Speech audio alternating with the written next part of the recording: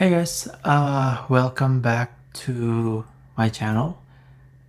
Di video kali ini gua bakal ngebahas tentang fenomena UFO. Nah, atau sekarang yang sering disebut dengan UAP. Dan bagaimana fenomena ini bisa kita gunakan sebagai latihan yang sangat baik sekali untuk berpikir kritis. Nah, oke, sedikit disclaimer ya. Gue pribadi ini bukan ufologist. Gue cukup skeptis dengan fenomena UAP atau UFO ini. Tapi di saat yang sama, gue juga open-minded dengan segala kemungkinan dari fenomena ini. Nah, yang pasti kalau gue perhatiin, narasi soal UAP atau UFO ini berubah banget dari 5-10 tahun terakhir. Nah, kalau kalian ingat ya, sekitar mungkin di awal 2000-an, 2005-an, bahkan sampai 2010-an, hampir semua berita tentang UFO atau UAP ini menjadi bahan tertawaan publik. Jadi akibatnya banyak orang yang nggak mau atau bahkan nggak berani ngebahas UFO secara serius. Nah, di akhir tahun 2020 kemarin, setelah mungkin sekitar COVID ya, sesuatu yang di luar dugaan itu terjadi.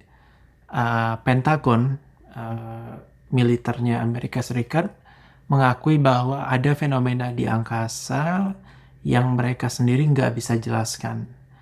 Lalu mereka merilis video-video resmi seperti TikTok dan Gimbal, ya, kalau nggak salah.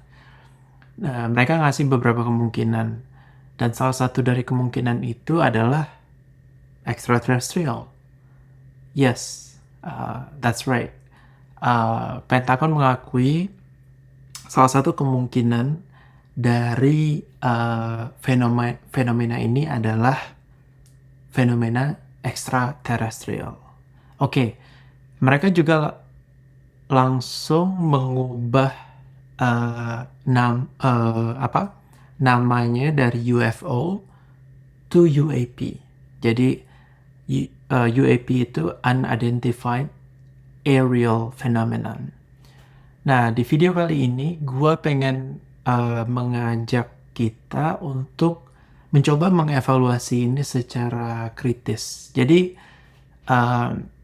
pertama dari segi kebenarannya, menurut gue ini adalah sesuatu yang kita masih belum bisa buktikan. Nah, dalam artian kita belum bisa buktikan secara pasti bahwa fenomena ini benar atau fenomena ini tidak benar. Intinya data-data kita tuh masih belum cukup, oke? Nah, justru menurut gue di sini letak di mana berpikir kritis itu bisa dilatih. Nah, karena kita nggak punya jawaban yang pasti, kita dipaksa untuk mengevaluasi kualitas dari informasi yang ada, bukan dari fakta yang ada. Oke. Nah, coba kita bahas atau bedah satu persatu ya. Nah, pertama yang kita perlu kritis itu adalah dari si pembawa pesan. Maksud gue itu kita harus kritis dari messengernya itu siapa. Jadi si pembawa pesan itu siapa? Siapa sih pembawa pesan utamanya sekarang? Pentagon, Amerika Serikat, pemerintahan Amerika Serikat, dan juga para whistleblower ya, dari kalangan intelligence. Nah, ini menarik. Selama 70 tahun, narasi resmi mereka itu adalah UFO itu nggak ada. Itu cuma balon cuaca gas rawa atau orang-orang yang halusinasi, orang-orang halu. Nah, siapapun yang ngomongin ini, karir mereka, maksud saya itu siapapun yang ngomongin tentang UFO atau UAP ini, itu karir mereka itu bakalan berujung hancur. Nah, tiba-tiba di tahun 2020 ini narasi mereka itu berubah 180 derajat. Nah, the question is why, right? Nah, kenapa sekarang? Nah, kalau menurut gue sih ada beberapa perspektif ya. Pertama, bisa kemungkinan bahwa UAP ini adalah teknologi militer rahasia. Jadi, nah mungkin menurut gue ini salah satu penjelasan yang paling grounded dan juga paling logis. Mungkin UAP ini bukanlah alien atau extraterrestrials, tapi drone hypersonic atau pesawat mata-mata canggih dari Amerika itu sendiri. Itu bisa saja. Atau mungkin ini suatu teknologi dari negara adidaya yang lain seperti Cina atau Rusia, dan kemudian ini membuat Pentagon panik. Nah, lalu kenapa mereka mengakui ada UAP? Ini bisa jadi plausible deniability. Nah, maksudnya itu kalau negara lain melihat drone rahasia Amerika, Pentagon bisa bilang, oh itu UAP, kami juga nggak tahu itu apa. Ini adalah cara jenius untuk menguji teknologi baru di depan umum tanpa harus mengakuinya. Oke. Nah, itu perspektif pertama. Di perspektif kedua, ini adalah manuver politik atau birokrasi. Nah, dalam politik, cara termudah untuk mendapatkan budget besar adalah dengan menciptakan suatu, dalam tanda kutip, ancaman baru. Dengan adanya ancaman UAP, Pentagon bisa membentuk seperti satgas baru dan meminta dana miliaran dolar dari Kongres untuk riset. Padahal mungkin uangnya dipakai untuk pengembangan senjata yang konvensional gitu loh. Nah terus narasi atau perspektif yang ketiga, bisa saja ini adalah perang informasi atau dalam istilah militernya itu PSYOPs. Mungkin ini adalah disinformasi yang sengaja disebar untuk membuat musuh seperti kemungkinan ya Cina atau Rusia agar pusing gitu. Mereka menghabiskan agar Cina atau Rusia menghabiskan sumber daya mereka untuk mengejar ancaman alien yang sebenarnya itu mungkin nggak ada. Nah, sementara Amerika Serikat berfokus pada pengembangan teknologi yang lainnya. Nah, ini juga salah satu menurut gue perspektif yang masuk akal. Nah, jadi sebelum kita lompat ke kesimpulan bahwa oke, ini adalah alien, kita harus sadar bahwa ada banyak penjelasan lain yang jauh lebih mungkin membosankan ya, atau sangat manusiawi, yang berakar pada politik, pada uang, dan pada militer. Oke. Itu perspektif gue yang pertama. Nah, perspektif yang kedua itu dari diri kita sendiri.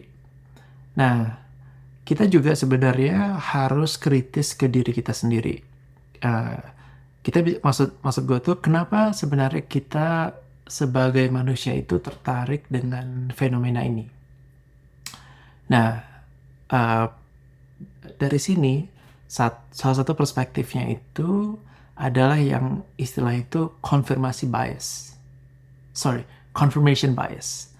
Nah, jujur aja ide tentang alien itu memang luar biasa ya. Itu memicu imajinasi kita. Banyak dari kita ingin percaya bahwa kita nggak sendirian di alam semesta. Gue secara pribadi pun percaya seperti itu ya, karena alam semesta ini sangat besar dan rasanya sangat naif untuk sekarang untuk kita berpikir bahwa cuma kita aja yang hidup di sini gitu loh. Karena masih sangat banyak yang kita nggak tahu. Nah, karena kita ingin percaya, kita cenderung mencari bukti yang mendukung kepercayaan itu, gitu loh. Nah, di sini gue tegaskan, gue nggak ngeklaim kalau kecenderungan ini salah atau kecenderungan ini salah ya, tapi cuman yang gue pengen sampaikan itu bahwa kecenderungan seperti ini ada, gitu loh.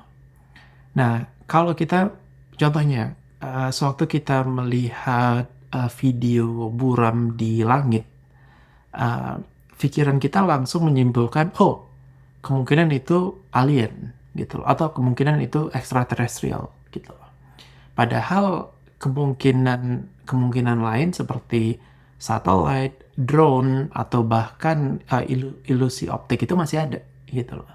Nah, kita cenderung mengabaikan penjelasan yang logis karena penjelasan tentang alien ini jauh lebih uh, seru gitu loh. Nah, itu perspektif dari, kalau kita lihat dari diri sendiri, itu ada yang namanya confirmation bias. Nah, yang kedua itu perspektif yang kedua di bagian ini itu uh, mitos modern gitu loh. Maksud gue itu kita dulu kita punya seperti yang namanya dewa-dewa di langit. Sekarang di era sains kita punya extraterrestrial. Nah, fenomena UAP ini seperti mengisi kekosongan spiritual bagi sebagian orang. Nah, idenya adalah ada sesuatu yang lebih besar di luar sana yang mungkin suatu hari akan datang dan menyelamatkan kita dari masalah kita sendiri dalam bentukan perang, perubahan iklim, perpecahan. Nah, ini seringkali menjadi suatu harapan, tapi bukan bukti. Oke, itu perspektif yang dimana kita harus perspektif kritis dari diri kita sendiri. Nah, sekarang udah ada dua ya. Jadi yang tadi kritis dalam mengevaluasi messengernya siapa, kritis dalam mengevaluasi diri kita sendiri.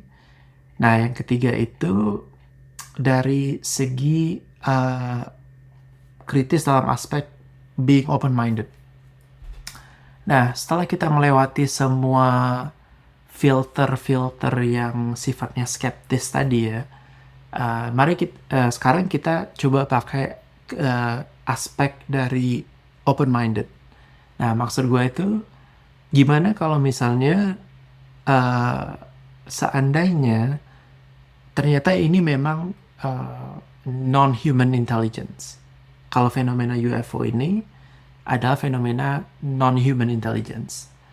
Nah, di sini justru ada implikasi filosofis. Nah, maksud gue itu, di sini sebenarnya berpikir kritis itu sangat menjadi fundamental gitu loh. Nah, jika memang ini benar, ini sebenarnya akan merombak segalanya. Nah, seluruh sistem agama besar di dunia akan dipertanyakan. Nah, gua nggak bilang mungkin nanti ini membuktikan bahwa agama ini bakal benar atau bakal salah gitu, tapi bakal ada suatu proses di mana basis-basis dari agama ini bakal dipertanyakan. Nah, pemahaman kita juga tentang fisika, biologi, dan juga sejarah kita sendiri itu juga harus bakal ditulis ulang atau direvisi gitu. Jadi ini sebenarnya memaksa kita untuk bertanya, apa sih posisi kita di alam semesta ini gitu. Nah, ini sebenarnya kalau menurut gue pribadi ya, ini sebenarnya bisa menjadi katalis terbesar untuk kita dalam mencapai yang namanya itu persatuan global. Karena kita dengan adanya fenomena non-human intelligence ini, assuming kalau memang ini benar, eh, kita semua bakal sadar bahwa kita ini adalah satu spesies gitu, yaitu spesies manusia. Atau sebaliknya, uh, menjadi suatu pemicu konflik terbesar karena adanya ketakutan. Nah, terus setelah dengan adanya perspektif-perspektif ini, gimana sebaiknya kita bersikap? Oke, nah sebenarnya ini poin kenapa gua mau bikin video ini. Karena bagi gua, fenomena UAP ini adalah latihan kita untuk berpikir kritis.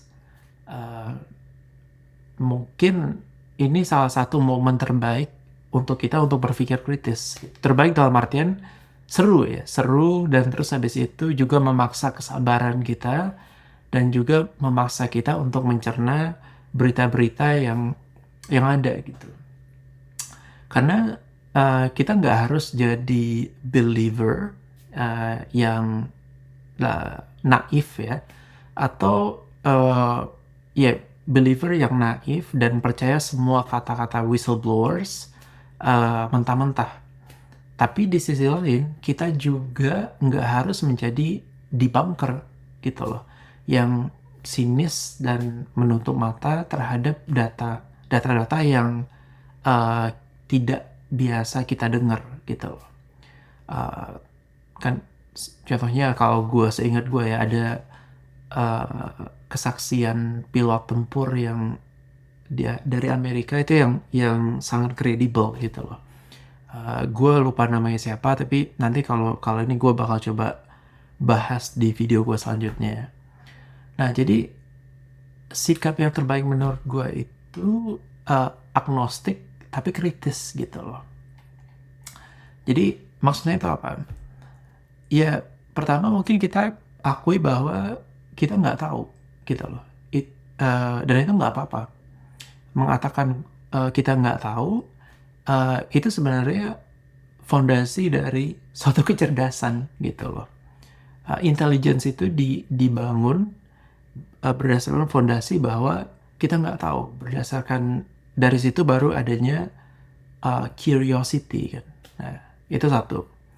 Nah, terus agnostik yang kritis, poin kedua itu kita harus evaluasi sumbernya. Kita selalu bertanya, oke, siapa sih yang ngomong dan apa sih untungnya untuk mereka dengan memberitakan berita ini. Nah, terus yang ketiga, poin yang ketiga menurut gua kita harus coba cari penjelasan yang sederhana dulu gitu loh. Jadi oke, balik lagi gue pengen tekankan ya, bukan berarti kita jadi sinis ya dengan semua sinis dan cenderung close minded kita, tapi it's always good untuk coba mencari penjelasan yang sederhana dulu gitu loh. Ini kalau ini seperti prinsipal Occam's razor gitu loh. Penjelasannya bahwa kemungkinan ini adalah drone militer, jauh lebih mungkin daripada kapalnya Grey Aliens gitu loh. Jadi maksud gue dengan kita mencoba memikirkan oke, kemungkinan ini ada drone militer, itu memberikan kita suatu penjelasan yang mungkin lebih sederhana, di mana kita bisa membangun penjelasan itu lagi gitu loh.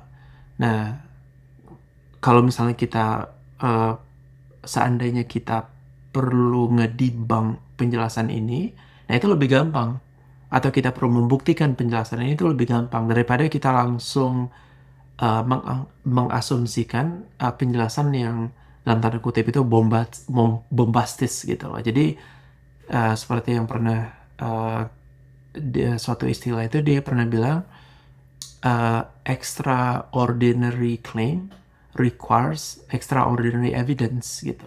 Jadi it's always good to start with a very simple explanation gitu loh. Nah yang keempat menurut gue open minded gitu loh. Jadi kita nggak perlu menutup kemungkinan apapun. Jadi kita berikan beban pembuktian yang seperti yang gue bilang tadi ya, kita coba berikan beban pembuktian yang sangat tinggi tadi kepada klaim yang luar biasa gitu, but open minded gitu loh. Nah, jadi pada akhirnya jawaban dari fenomena UAP ini mungkin nggak sepenting pertanyaan-pertanyaan yang muncul selama kita mencarinya. Nah itu ini gue ya, menurut gue gitu. Fenomena ini memaksa kita untuk lebih kritis terhadap pemerintah, terhadap media, dan juga yang paling penting terhadap diri kita sendiri gitu. Dari situ kita bisa belajar tentang konfirmasi bias yang kita punya. Dan sebenarnya kalau menurut gue, kita juga bisa extend atau perlebar metode-metode berpikir ini juga ke membahas tentang berita-berita politik, berita-berita olahraga misalnya yang ada gitu loh. Jadi sangat apalagi kalau kalian pikirkan sekarang ini berita seperti nggak ada filter dari apa yang kita bisa terima. Kita bisa dengar apa aja, kapan aja, dari mana saja gitu.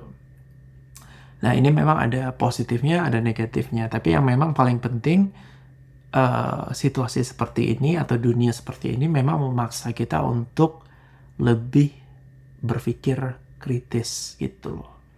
Oke, gimana menurut kalian? Apa kalian merasa bahwa UFO ini atau UAP ini suatu teknologi rahasia, psyops, atau memang benar-benar alien? Nah, nanti kalian bisa tulis komentarnya di bawah ya. Oke. Thank you guys. See you in the next video. Stay sharp. Bye now.